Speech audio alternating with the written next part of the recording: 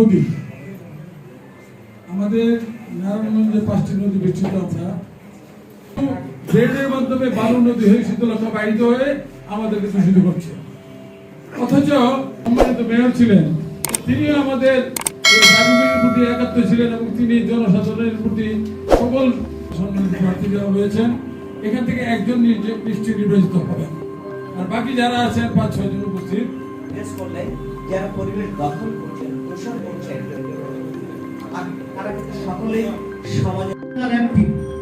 স্বাস্থ্য সেবার দিকে নজর দিবেন, অন্তত যিনি সংসদ হয়ে আসবেন তাকে তার কাছে সনির্ভর অনুরোধ থাকবে এই দিকে খেয়াল রাখবেন, দৃষ্টি দিবেন যেভাবে করবেন।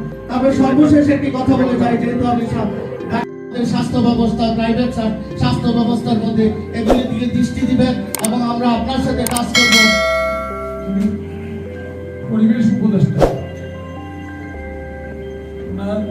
নাম মানববন্ধন করেছিলেন এই বাবার মাধ্যমে। তিনি প্রতিজ্ঞা করেছিলেন এবং তিনি আমাদের মন্ত্রী যেমন বলেছেন যে প্রোগ্রাম যতই আমরা করি, দিন যতই যাই, নদী আরো দূষিত হয়ে বেশিছেন, তারা যাতে এই টিভিটা ব্যবহার করবে। দেখুন, ঢাকা সিটি কর্পোরেশন চাই, আমরা প্রাণ ভরে শ্বাস দিতে চাই, আমাদের আগামী প্রজন্মকে শ্বাস নেওয়ার জন্য দেশবাসীকে সংগঠিত করবেন এবং আমাদের এই আকাঙ্ক্ষা এই পরিবর্তনের সময়ে ঘোষণার জন্য চলে যাচ্ছি। প্রথমেই আমি অনুরোধ করছি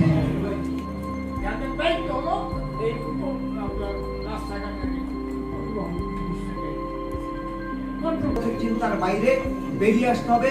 নদী দখল, বজ্র ফেলা বন্ধ করতে শুধু আইন। যারা সারাদিন রাস্তাঘাটে থাকে, যত খারাপ হোক কিছু হয়ে গেছে, সমস্যা এটাও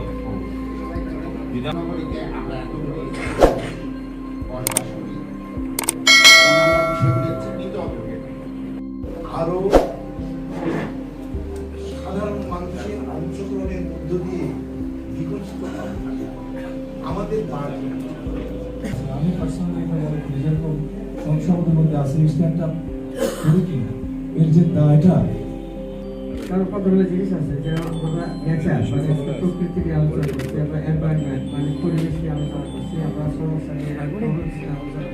ফুটপাত এই পর্যন্ত আমার, মন্ডলপাড়া ফুটপাত ওই পর্যন্ত আমার, জিয়া হলের ওই ফুটপাত ওই পর্যন্ত আমার, বিশ্বকরা আগে বোঝাতে হবে জনগণ পক্ষে থাকলেই তখন রাজনীতি সার্থক। এই জন্য আগামী দিনে 12 তারিখের পরে যদি দেশে কোনো রকম